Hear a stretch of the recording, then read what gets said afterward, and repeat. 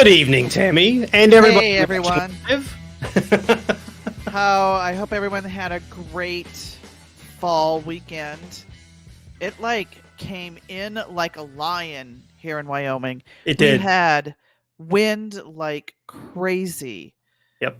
We were driving to northern Colorado on Saturday, and all the semis were pulled over on the side of the road. And there was this guy, I think he was in a truck, had a little trailer pull behind, and it was tipped over from the wind. It's crazy. Wow. Yeah, not this past weekend, but the weekend before, I actually have a picture. My dad and I unloading an axle that I bought. We're both wearing shorts. That's how hot it is. Right? Oh, wow. Yeah. And this weekend, I went to AOAA to do some quick trail pruning and whatever before the Jamboree that's coming up this weekend. And I'm like wishing I brought a sweatshirt. I had to borrow one from a buddy I met in the, wow. the parking lot because I got there and I'm like, it is cold. It was in the 60s. Crazy. Yeah. So definitely a quick switch. Now we also had weather from that tropical storm that's coming up this coast. Yeah. Coming through. It was raining all day Sunday, Monday. Well, most of the day today. And Saturday, right? So that's completely out of order. All weekend and today it rained all day. Wow. So that really cools it down in the fall, that rain. It does. But I have good news. Oh, like really, really good news. Did you win the lottery? It's for me, it's kind of like winning the lottery. Okay.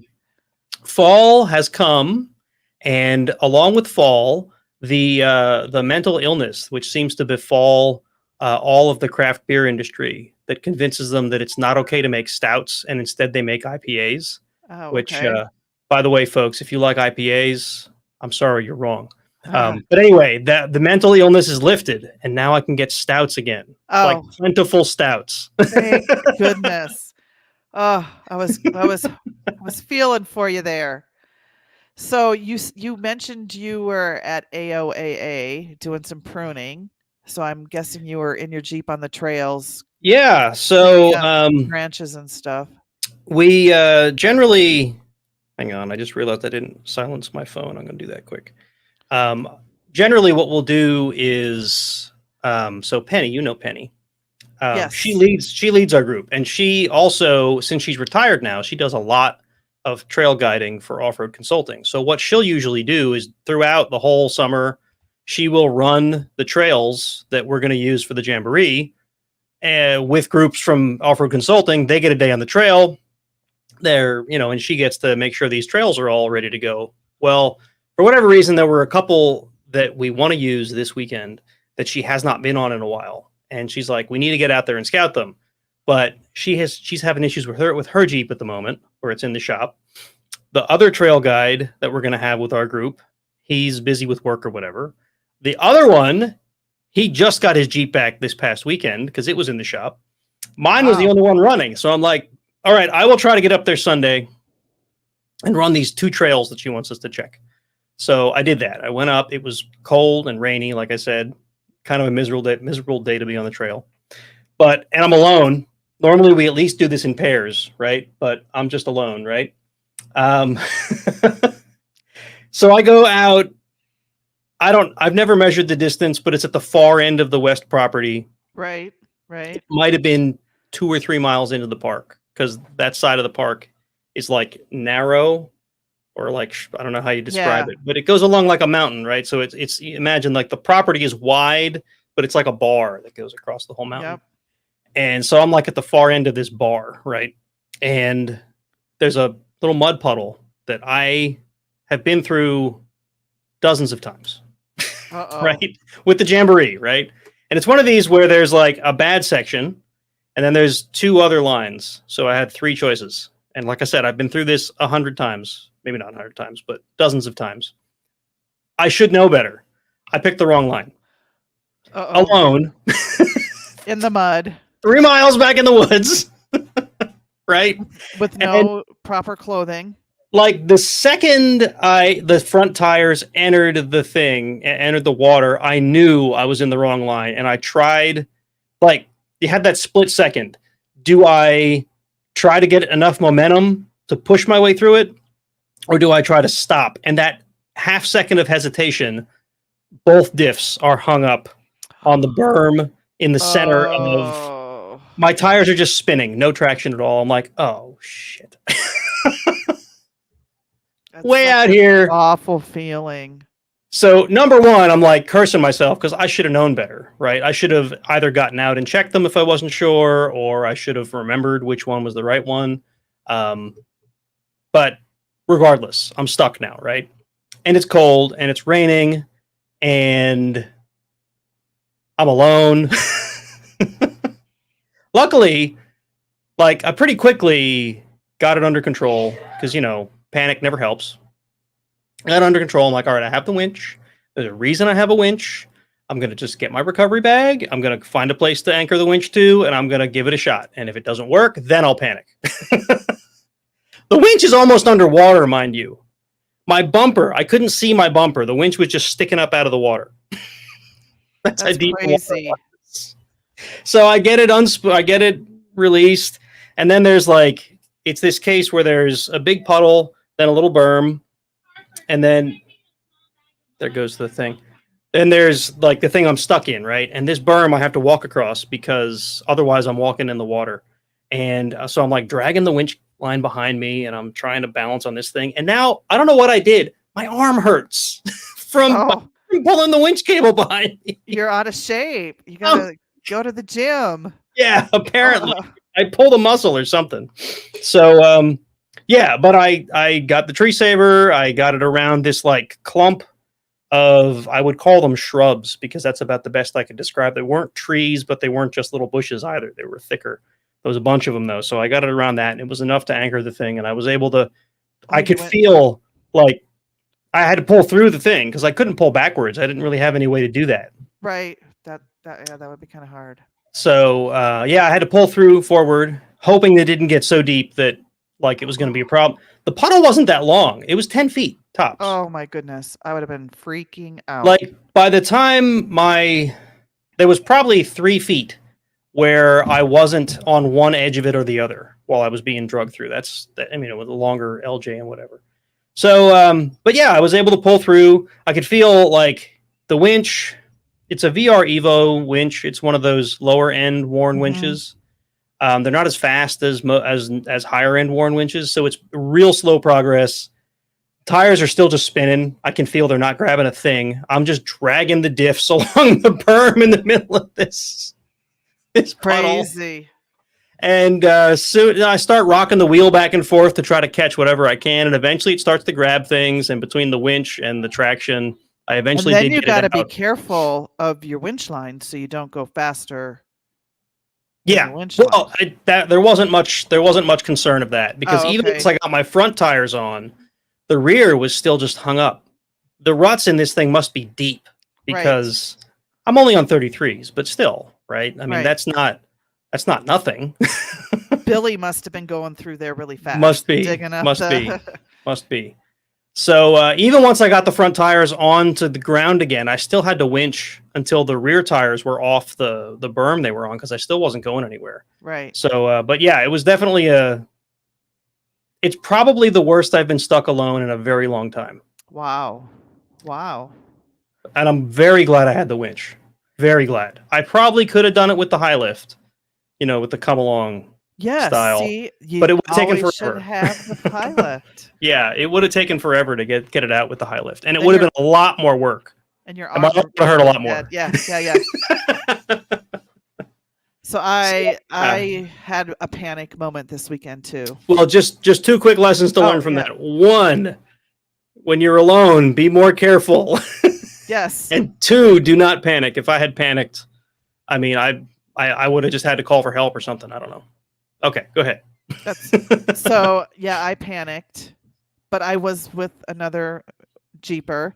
I was with David, who we had on the show last week. He lives here in Cheyenne, and we decided to go to Rocky Mountain National Park. We both have park passes, and we thought, oh, there's some trails there. They're not, I mean, a regular car can go on them, but they're anyway. So when we get to the park, I'm thinking, oh, we have our park passes. They're going to let us in, like their fast pass lane.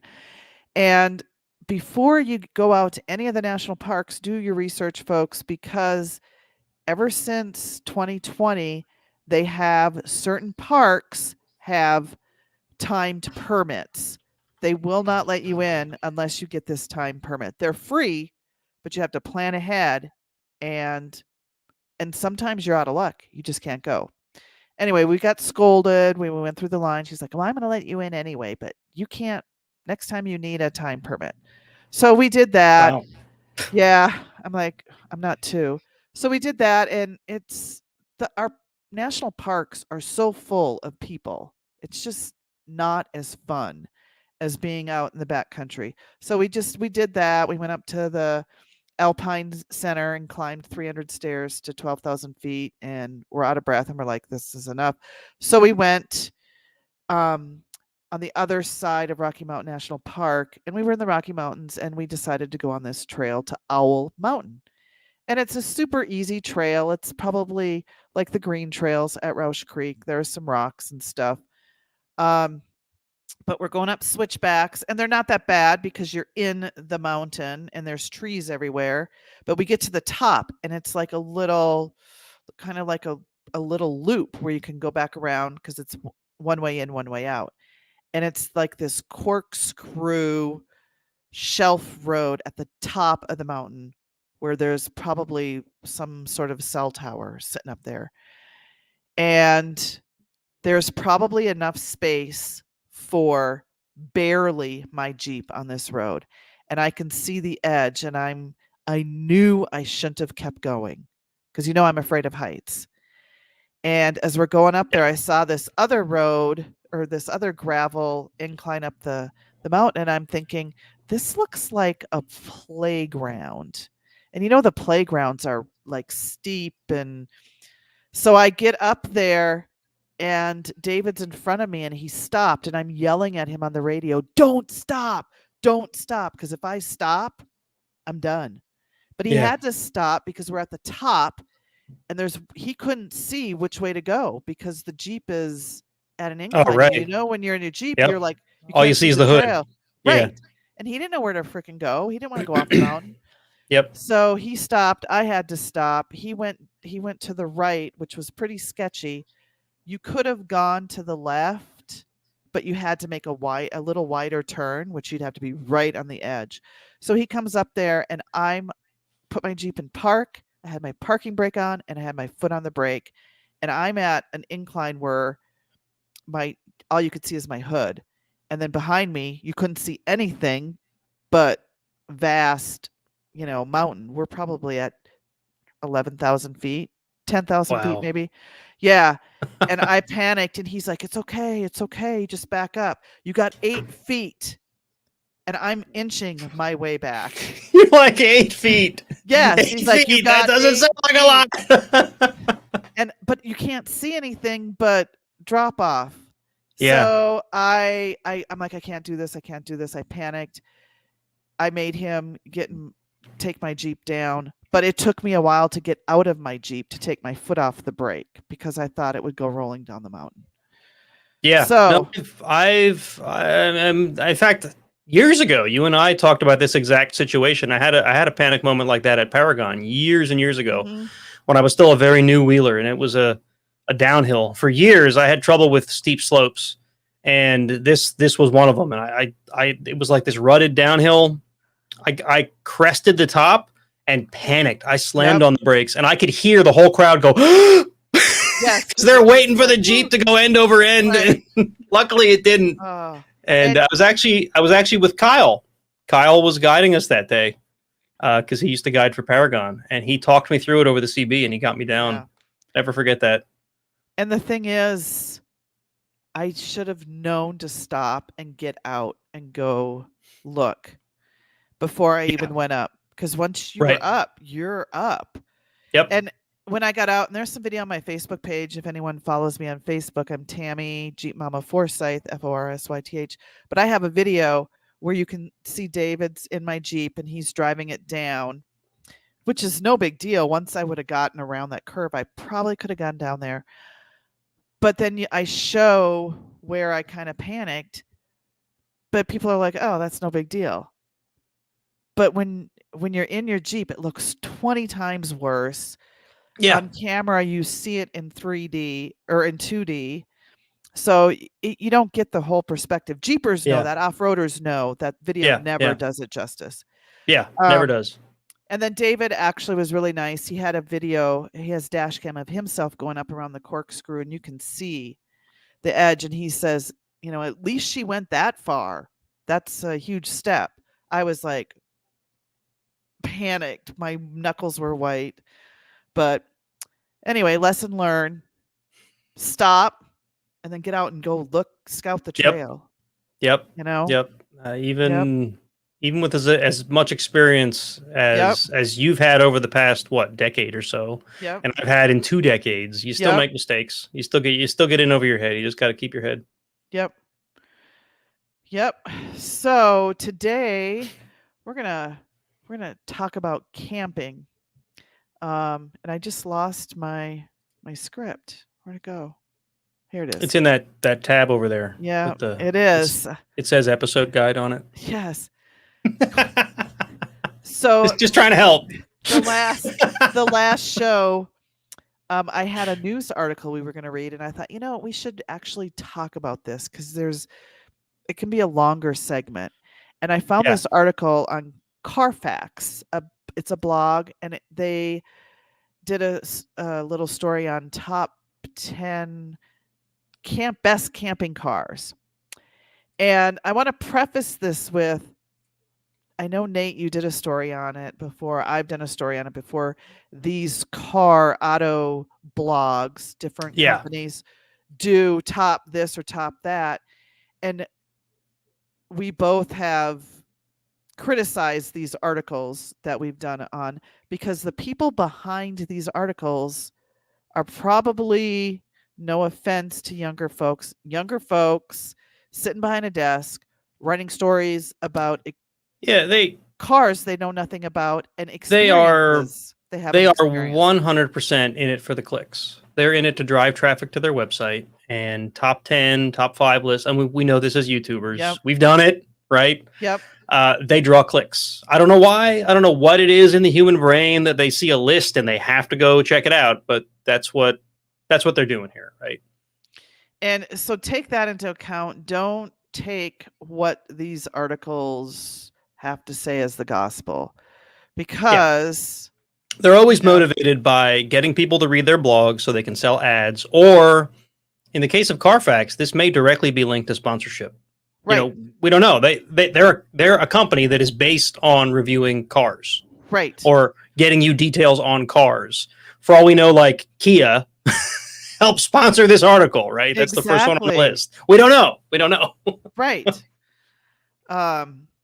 And Nate and I both, we have experience camping and we have experience off-roading, and camping and off-roading kind of go hand in hand, unless you're an RV camper and you go to, an RV site. But the kind of, let's kind of get that out of the way, like at the beginning, right? There's lots of different types of camping. Correct. There's I need a car that will hold my camping gear till I get to the parking lot, to the campground, where I unload it and haul it over to my campsite, and I don't move for the whole week because I'm just there to spend time at the lake. Nothing wrong with that.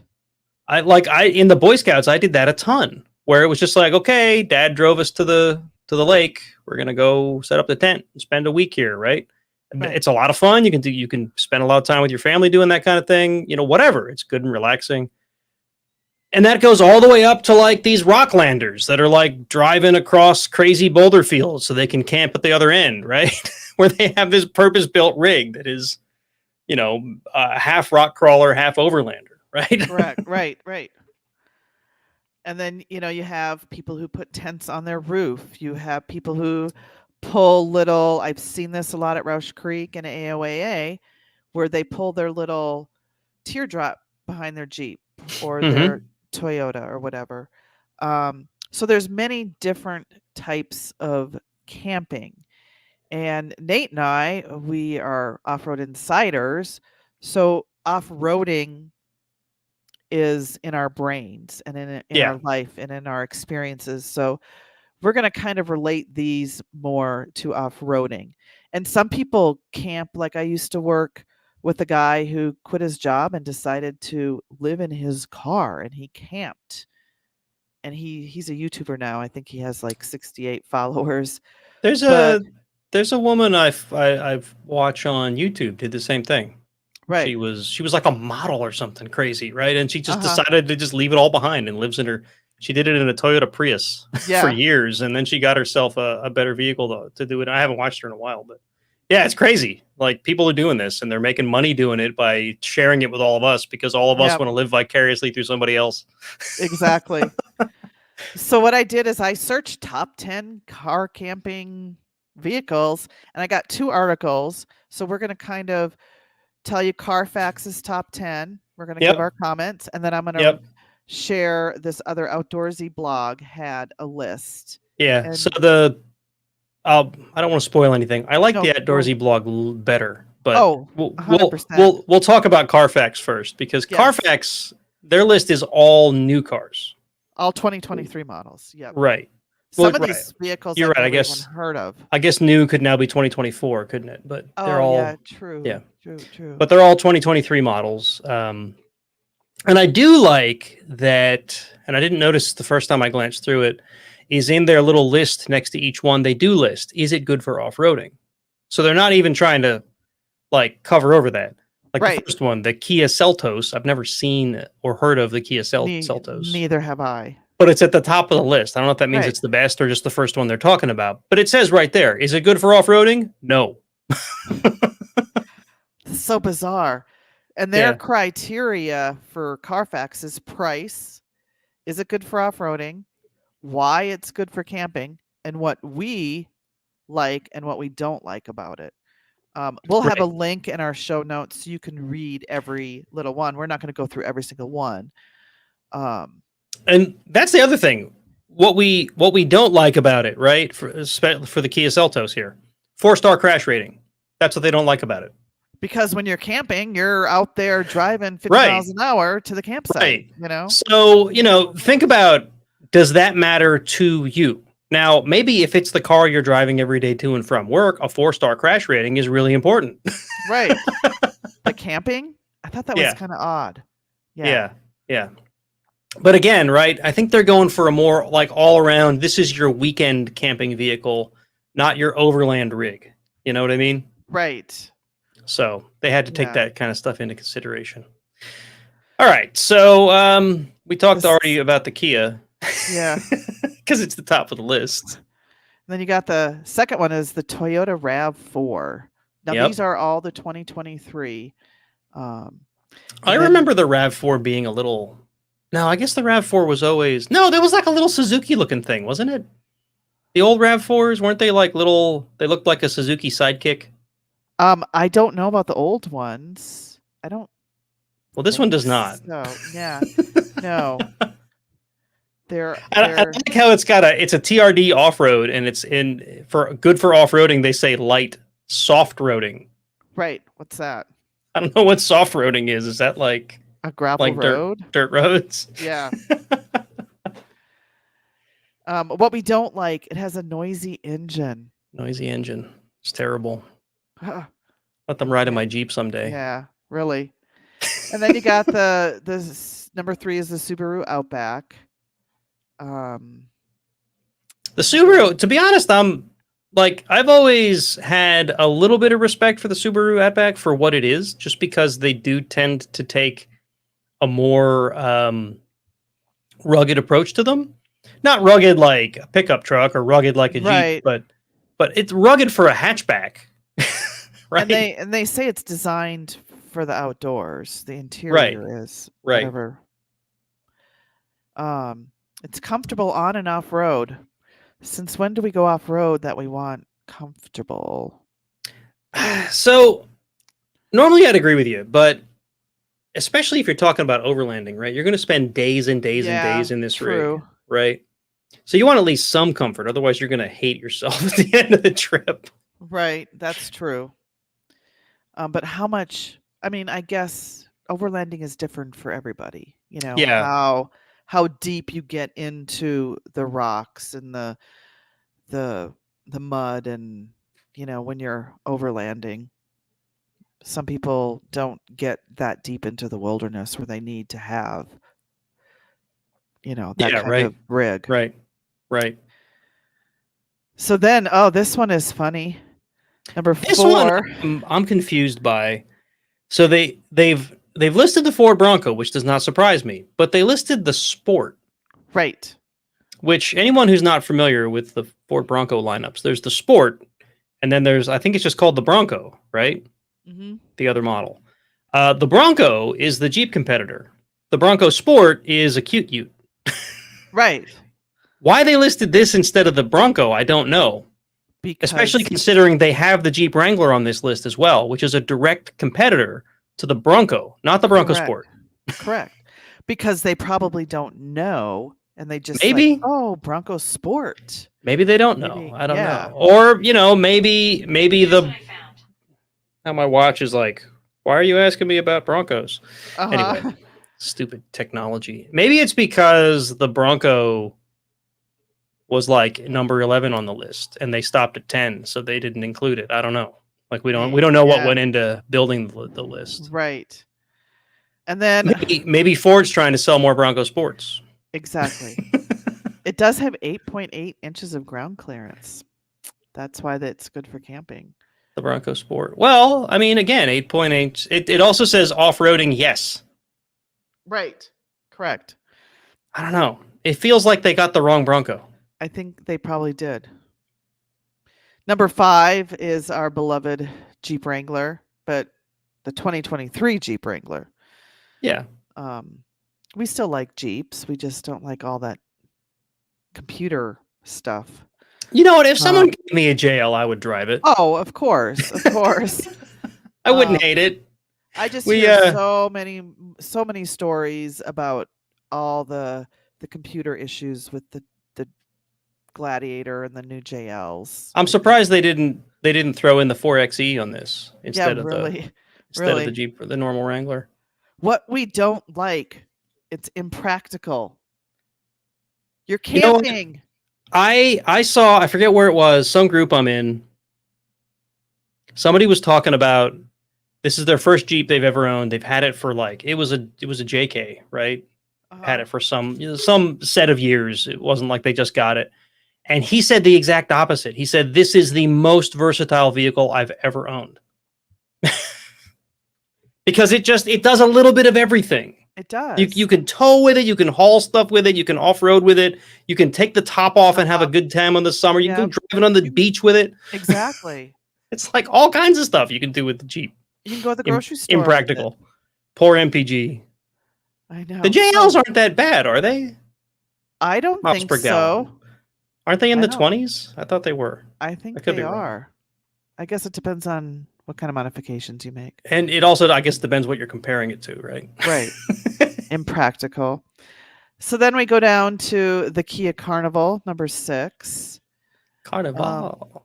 Keep thinking of what movie was that with the bird? I don't know.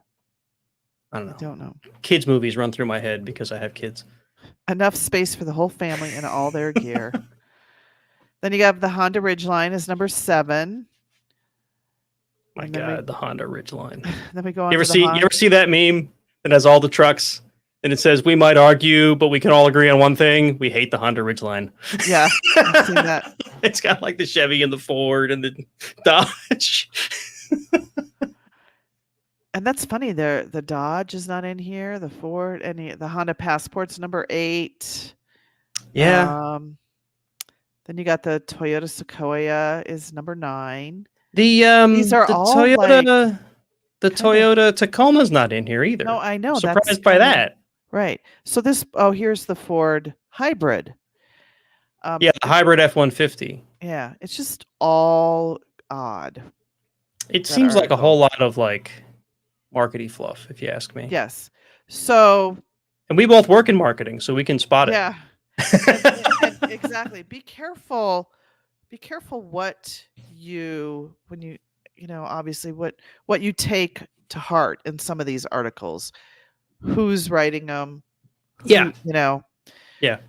You're going to want to talk to people who actually go out and do the camping or go out and off road. Right. Which again is the feel that I get from the other one, the Outdoorsy blog, which is the one we're going to talk about next. It feels like these people actually do this stuff. Correct.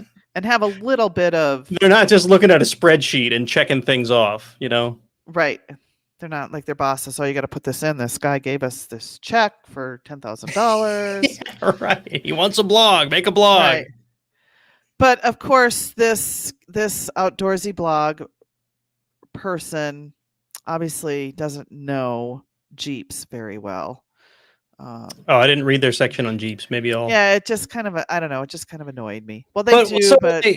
What I do like about the Outdoorsy blog one is they lead off the article. The intro of the article is about, like, it gives you some background. It gives you some things to think about. Correct. Right? They go into what types of cars can be a car camper, what's a rooftop tent, right? That kind of thing. Right.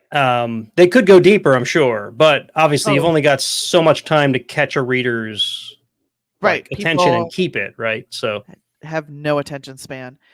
Yeah. And the Outdoorsy blog, his criteria or her, roof weight capacity, cargo area, drivetrain, and towing. Does that list an author? I'm looking here. Joshua. Okay. So it's a his. Yeah. And it's also from 2021. I just noticed that, but that's okay. The vehicles they've chosen here haven't changed significantly since 2021, I don't think. No. So the first vehicle, best car camping vehicle, is the Honda CR-V, which was on the Carfax list. Yeah. So they agree on this one. Cargo area, drivetrain. Yeah, it's a lot of storage space, fold down the seats, additional sleeping space.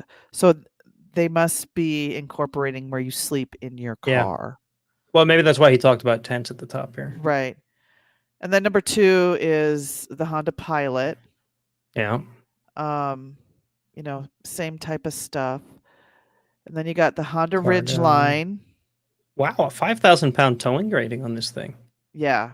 The Honda Pilot. I never would have thought of that. Right. Honda Pilot's it looks like a minivan, except without the sliding door. It does. Little minivan. Actually, I think the Honda Pilot is what my ex drives. Well, I already hate it then. Yeah, I know. Stupid car. And the interesting thing about this is they're saying you could put a rooftop tent and a medium-sized camper behind the Honda Pilot. Seems kind of overkill. I guess it depends on how many people you have. And then number 3 is the Honda Ridgeline. Of course. I don't know why they love the Honda Ridgeline. So I guess you can have the Honda Ridgeline is sort of like, it's one of these great compromise trucks. Right? Like, it's not really good at a truck, but it's got all the capacity of a truck. Maybe that's why they like it for camping. If you're not, I love how they show it on this really secluded dirt road, like it's out here really living. Right. And there you can see the mountains behind it. And apparently Honda offers a custom tent specifically for this truck. Well, then obviously it's meant for camping. Yeah. Yep. And then remember what was it? The Pontiac Aztec? No. Remember that thing? It was like this abomination of a crossover between a minivan and SUV. Had this really crazy shape to it, but they had all these neat, outdoorsy options for it, like a tent that you could build off the back of it. It was a hatchback on the back. It was like build this tent around it, and that's kind of what that reminds me of. Oh, I see it here. Yeah. It's like trying really hard to be. Oh, there's the tent. Yeah. Looks like it's wearing a diaper. Yeah. That's about what I remember of it. I had a friend who was obsessed with them when we were in our 20s. I'm like, why do you want this thing? It's ugly. He never got one. I'm kind of glad, because that means I never had to ride in one. Right. Oh, thank goodness. Right. Dodged a bullet there. Anyway, I'm getting off topic. So number 4 is the Toyota 4Runner. And one of the reasons I like this is because you can put a large air mattress in it with the seats folded down. So if I understand the 4Runner right, if I'm remembering correctly, the 4Runner is like the SUV version of the Tacoma. I believe so. Yeah, it So looks like it from the front. I'm not upset about this. But you think that the Tacoma would be before this, but Yeah, well, it is next on the list, so it's okay. And then you have the Tacoma next, which the Toyota Tacoma has a huge off-road fan base. Oh, A yeah. lot of, Yeah. And actually, I work with Jake, and I keep forgetting to ask him.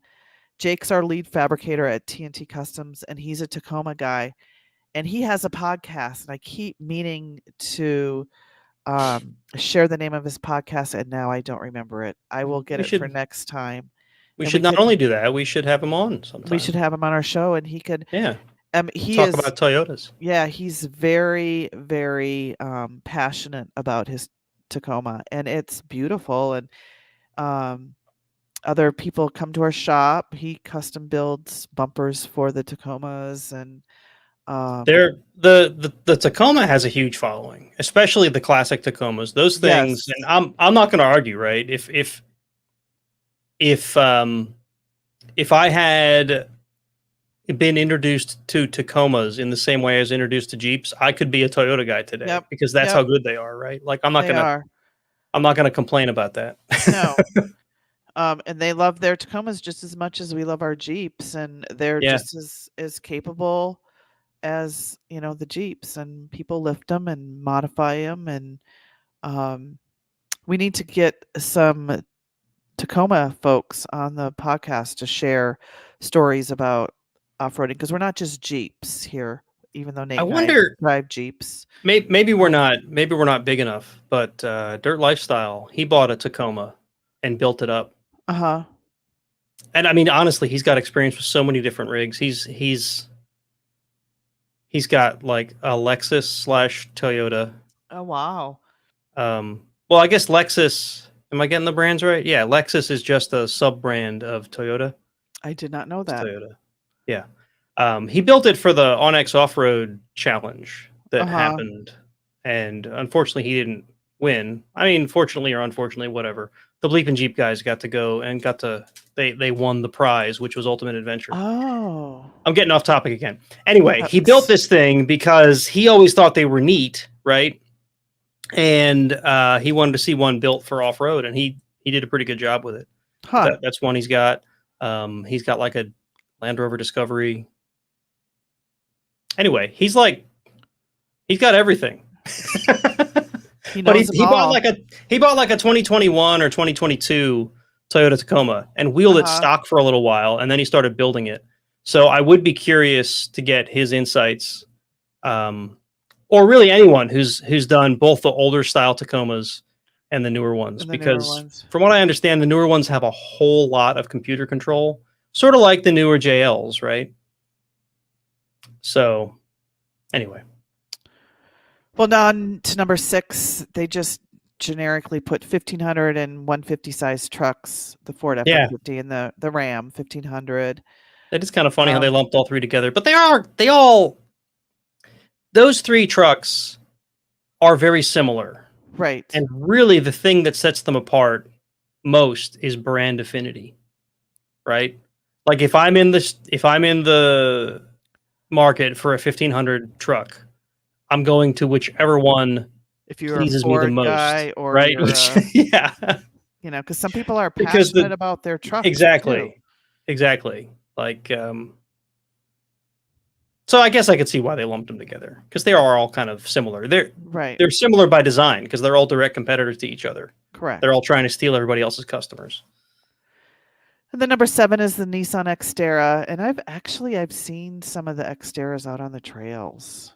These are not neat, serious trails, but they're neat. They're neat rigs. I believe it looks like they're independent suspension. And that's, as far as I understand, they were independent. They might have a solid rear axle. I don't remember, but I remember seeing these when they were new, and they were neat rigs.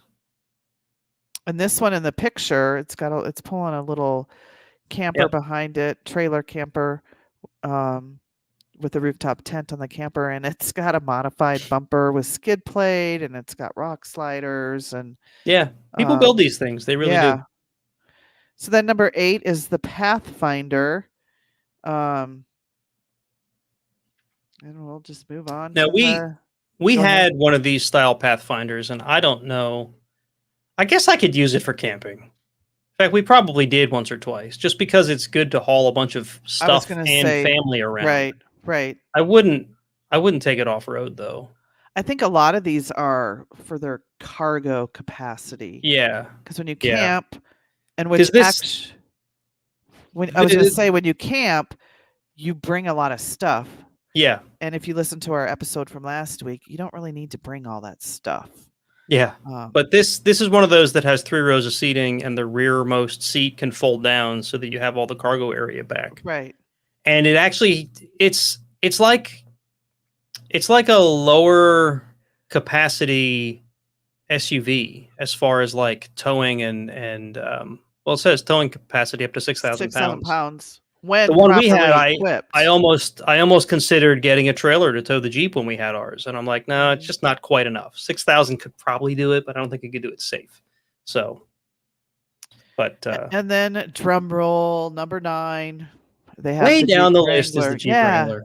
I don't know why. Again, I don't know if they have these based on their rating or if it's just a list, right? Right.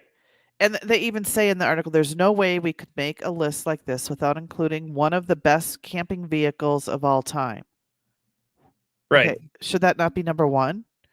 I mean, maybe they were just trying to like not lead with the best. Right. The Wrangler is probably the longest running car camper on the market today. Yeah. It's stuff like this that just drives me crazy. It's like nobody wants to give credit to the Jeep. Roof weight capacity 150 pounds when properly equipped. 150 pounds. That's not a lot, because some of those rooftop camp tents are. That might be the weight of the tent. Not the racks and all that. I don't know. That seems like not a whole lot. Yeah, that doesn't include the rack, I'm sure. Like if you bought an aftermarket rack, this must be if you were to put a tent on the hardtop, which who would do that? Right. The hardtop is just fiberglass, so I guess that's cargo area. Expected. The Wrangler is known to lack slightly in this arena, but newer models. Not on the 4-door though. No, the 4-door, which is what they have pictured. Like there's a decent amount of room in those things. Yeah, there is, and you especially if you fold the seats down. Yeah. Yeah. Number 10, they've got the Gladiator, the Jeep Gladiator. I'm glad this one at least included the Gladiator. The other list, it wasn't even there. Right. And the Gladiator is probably better if you're just going to like overland camp for that versus the Wrangler, I think. Because it can do, I've seen Gladiators do some pretty rocky trails. Not super rocky, but.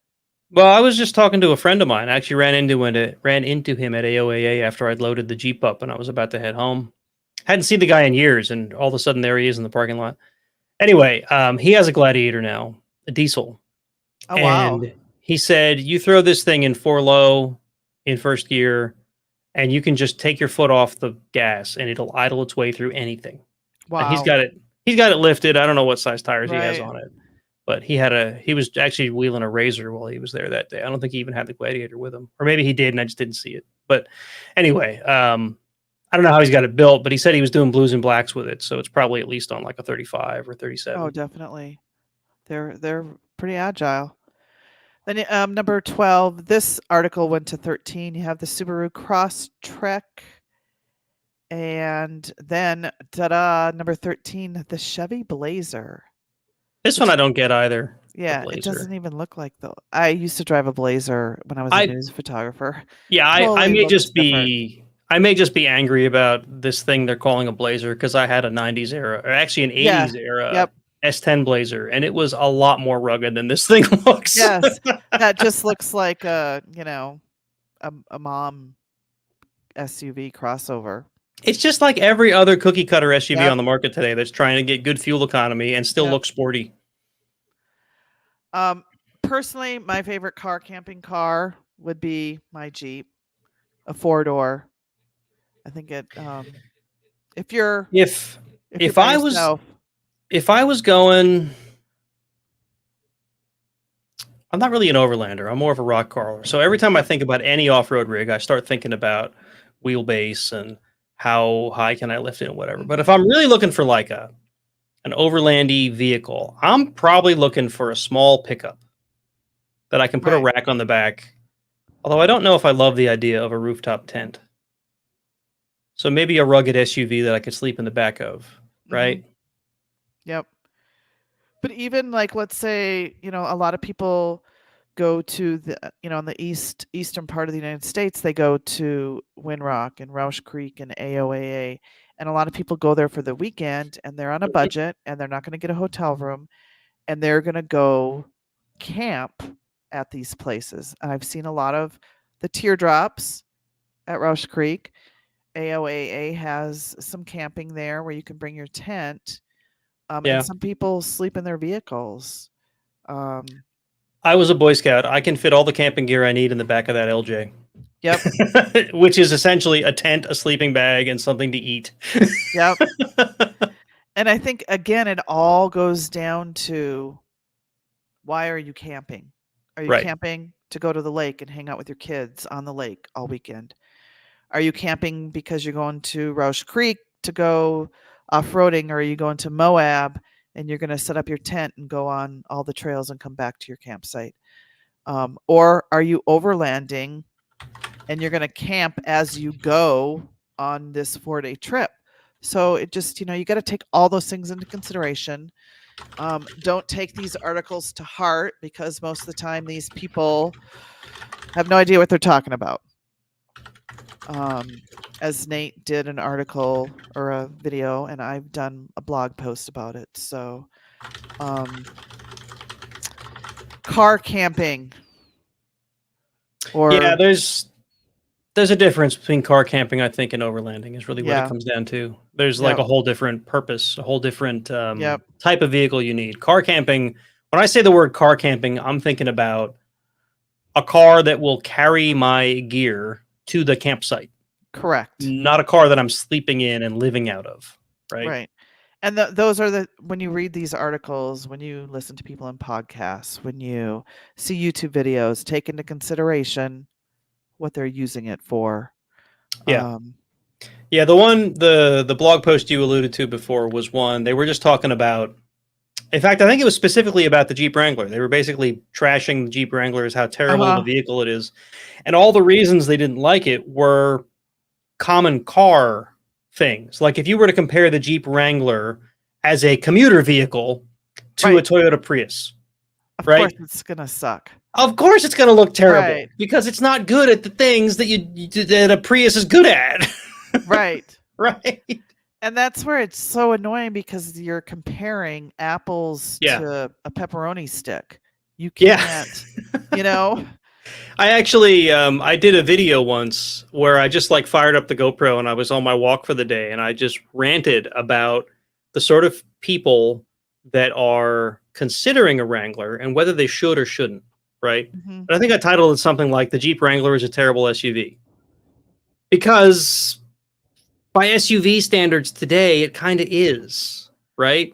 But to people who are shopping for that type of vehicle, there's nothing else like it on the market. Right. And today, I think when people think of SUV, they think of soccer moms. Yeah. They think of the Chevy Blazer. Right. Right. They think of the Honda CRV. They think of the Jeep Patriot. They think of the Cherokee, the new Cherokee. Correct. Right. And, all of everything needs to be put in perspective. Yeah. And, what you're using it for. And sometimes you can't compare Jeep or the Tacoma or whatever. Yeah. Yeah. To all this other stuff. The Jeep, the Tacoma, the off-road Bronco, the actual Bronco, like they're all comparable if you're comparing them for the right things. But if you're comparing it to like, oh, the Jeep Wrangler is a terrible school bus. Of course it is. Right. Unless you take the top down and have all the kids stand in the back, waving. Like, but then it's not safe. Right. Yeah. No. Anyway. All right. So got any last thoughts on this? We've been going for Yeah, like I 50 think minutes already. yeah, I think we've covered car camping. We can check that off our list. Yeah. If anyone has a topic that you would like Nate and I to discuss, give our opinions on, please shoot us an email at offroadinsiders, OFFROAD, no dash, insiders@gmail.com. You Yep. can also find us at our website, offroadinsiders.com, or on Instagram, Facebook, of course, YouTube, if you're watching us now, Yep. and all the podcast downloadable places Yep. you can get All the places you podcasts. find podcasts. And I don't think Yeah. we've gotten any reviews yet. We want reviews. We want to hear from Oh, people. so where would someone give us a review? Well, I mean, generally anywhere you listen to podcasts, you can leave Okay. reviews. You can also you can leave comments on our website. I think I have those turned on. Or you can just send an email. Tell us that you hate us and you think we're ugly, or that you love the Right. show. Yes. Maybe Because that's generally how feedback on the internet goes. It's insults or we love what you're doing. right. And actually, the worst place, if you want to be insulted, create a TikTok account. Oh yeah. Those are the rudest people ever. Whoever is awful. The secret to how rude a place is how many users it has, and TikTok is hot at the moment. So, and actually, TikTok is a very young based. That's that too. Yes, it's disgusting. Yeah, an unnecessary evil. that's how YouTube was 5 years ago, though. Too. Yeah, It was very. I have had more negative comments on my personal TikTok account, which I kind of just started maybe a month, 2 months ago, than I've had through all my 10 years on YouTube. It's like I don't have a psychology degree or anything, but I do wonder if younger people that have spent a lot more time online than in person, right? Yep. Like my generation was kind of the last generation to not grow up with ready access to technology, right? It was like we were teenagers when that stuff started to show up. So we had a good grounding before we got hooked on the internet, right? But I do wonder if young people today, I don't want to sound like an old boomer, right? Shaking my fist at the clouds. But I do wonder if they didn't have a chance to develop that social skill of, if I insult you, you might punch me in the face. Correct. Right? It's really actually very sad. CeeLo he goes, I get harassed on Instagram a lot. Yeah. It is very sad, and it's very scary. Yeah, that's a whole other topic. I've just developed a really thick skin to it all. Yeah. And my thin has gotten a lot thicker. I generally just ignore it. And if I really feel like throwing hands, then I will. But generally, yeah, I just delete the comment. I laugh. My blood pressure goes up a little bit, and then I'm like, Tammy, it's probably some loser at home on a keyboard in a basement. Some 13-year-old looking to get a rise out of you. Yeah. And then when they call me dude, I'm like, okay, yeah. Dude. Yeah, I'm not a dude. How about bro? You ever get called bro? My kids call me bro. Bro. And that's okay, because it's a term of endearment, because I'm their mother. Anyway, did you hear that Stellantis and a whole bunch of other automakers are currently without workers? I did not know they were on strike. I usually don't watch the news, and I saw this article, and I'm like, a Jeep parade? What? Yeah, I'm very careful about the news I listen to, because so much of it is designed not just to deliver news, but to actually change your opinion. Yes. Really careful about that. So I have a very small section of news briefs that I listen to every morning, and this has been getting a lot of coverage. Yes. Because basically the big three I think it was Stellantis. I think Ford are still working, but it's tenuous, or did they not stop working? And I think I might get this wrong. I think GM was the other one. I think you're right. But they all basically said, look, we're tired of the upper echelon getting pay raises, and we're still living down here in the pits. Right. So yeah, there's quite a nasty automaker strike at the moment. Yeah, General Motors, Ford, and Stellantis. And The article that I put in there, I just thought it was kind of cool. Just because anytime there's a Jeep parade, it's fun. Yeah. But the bunch of Jeepers got together to show solidarity for the workers, which I'm sure a lot of the workers are Jeepers too. When I got to go visit the Toledo plant a couple years ago, actually several years ago, there were a lot of Jeeps Yeah, and then you in the snuck all those parking lot. pictures out of the JL. I We're on know. to you. Oh, that was me. I would have never had the guts to do that. I didn't even realize what I was looking at the time. I remember what was his name? I forgot who gave me the tour.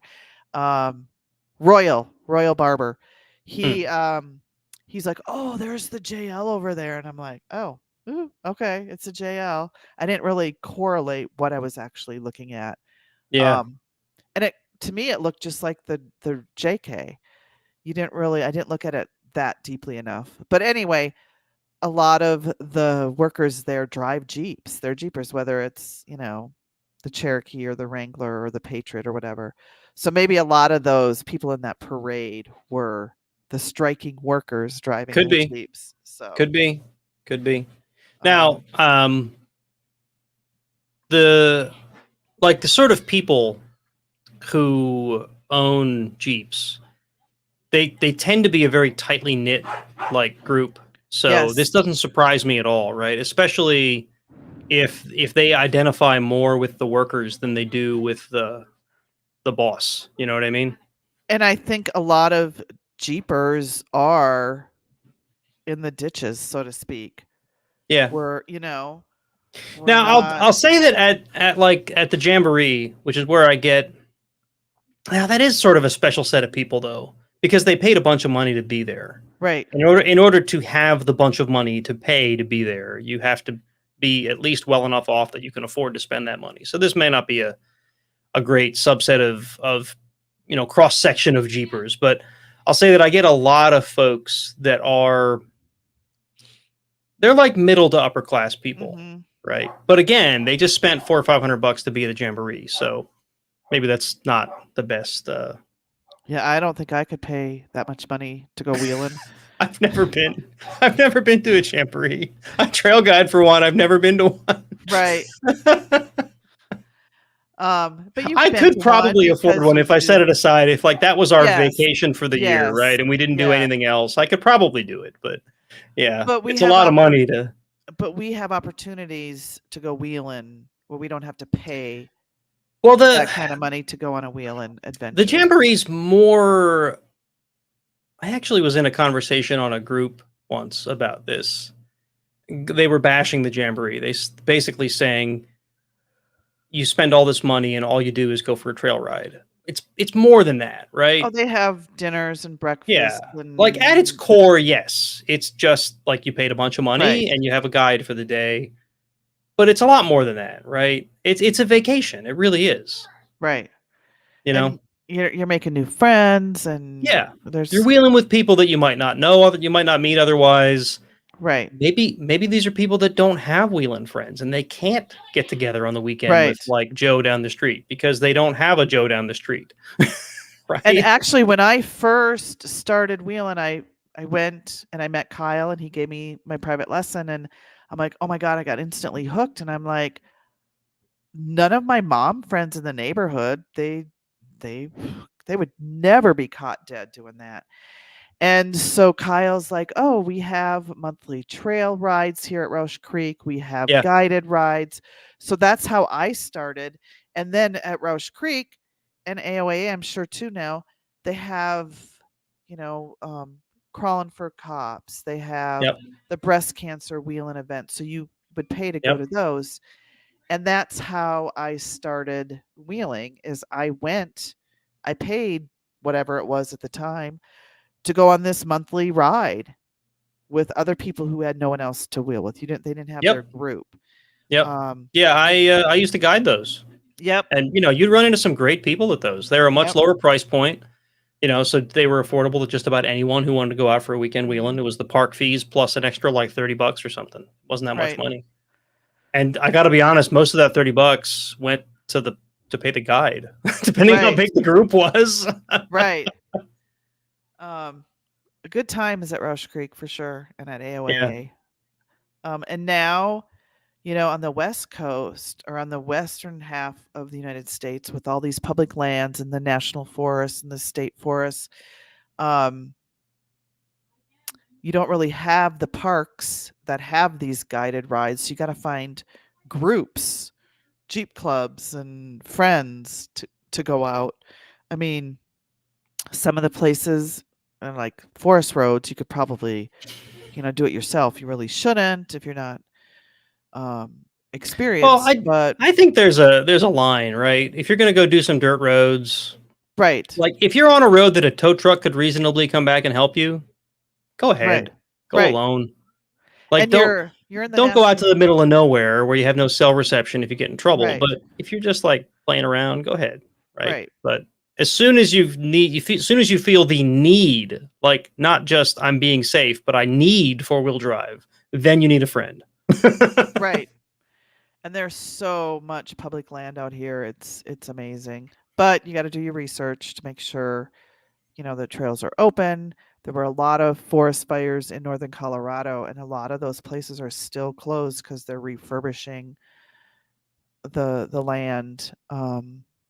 Anyway, totally another subject. Yeah. For another show. And speaking of another show, we're going to be doing another show on what day did we decide it? It's October 9th. October the 9th. Can you believe we're going to be in October? I know, Holy right? cow. Stout season. I know. There you go. You're almost done with that. Perfect timing. But we're going to This thing's like 9.5%, and I got through most of it in just the hour. We're going to have a guest, kind of our first guest. David was our first fan. Yeah, that was kind of spur of the moment, right? Yeah. But it was a good planned. Yeah, it was a good interview. But we're going to have our first guest. Who are we going to have? Some people might know him. Yeah, so another YouTuber, a guy I've known for quite a while. I think you've known him even longer than I have. He goes by the name of FM Jeeping, and we'll talk about where the name came from when he's on. I don't want to ruin any of it. No, we don't want to give any secrets away yet. But his name's Mark, and he just recently went through a crazy rebuild of his Jeep XJ, and it is a very nice build, and I'm sure he'll want to talk about it. So, yes, make sure you tune in. We're live on YouTube. If you want to listen to us live on YouTube on Mondays at 6 o'clock Mountain, 7 o'clock Central, 8 o'clock Eastern. Wow, and you're good at that time travel stuff.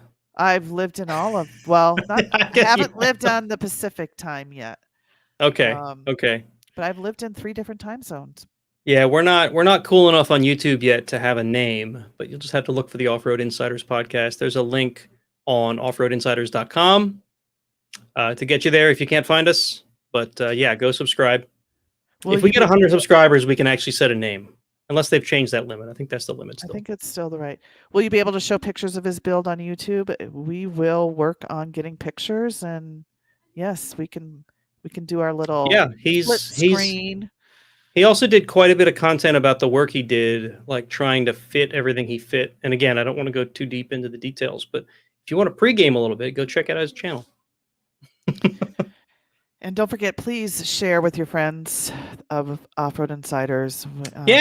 Get your friends to subscribe to our YouTube channel. That would be so great. We were just looking at some statistics before the show, and how many downloads did I say we had? 500 and some. Those are downloads on 500 and some. Yeah, since we started. 583, I think you said. I don't know. Since I think I closed the tab. Where is the tab? Oh, there it is. Those are 531 since we started. That's all downloads. Downloads when people are downloading it on their podcast apps. Yeah, that's the audio downloads. They all get tracked in a central place. So anyone who's downloaded the show and listened to it, well, I guess we don't know if they listened to it. They downloaded it though. They downloaded it, yeah. I do have a friend in Minnesota. He says, "Oh, I just finished up the latest," so I do know he listens to us. That's cool. So if you're listening now, reach out. Spread the word, folks. Know you're listening. We'll we'll say your name on the show. Give us a review. Yeah. Yeah. So Good, bad, or indifferent. the interview we're going to do with FM Jeeping is sort of the first of what I think is going to be a recurring thing on this show, where we do like a community spotlight, pick somebody that's like a content creator or someone that's in the community, and have them on the show and let them talk about what they do. So if you know folks that fit that bill, let us know. We'd love to hear. Yep. Hey, CeeLo, thanks for listening, watching us live. And then on Tuesday, you download it and listen to us again at work. We love you. Thank you. You know, it's funny. I actually download and listen to the show as well because I want to hear how it turned out, and you I end up listening to the whole thing. You have to critique yourself too. It's like, Tammy, you keep saying all the time, or you say whatever all the time. Stop that, or whatever. Well, it's not just that. I like to make sure that the audio came through good. For some reason, when I'm editing it in my headphones, it sounds one way. And then once it's out to the world, I notice differences. So I try to accommodate for those when I'm editing. So, it's magic. Well, cool beans, people. Have a great rest of your week. And we'll see you in 2 weeks. Make sure, like, review, and share us. Yeah, absolutely. Everybody have a great one. I got to find the music. Here it is. All right. So everyone have a good one. We will see you in 2 weeks.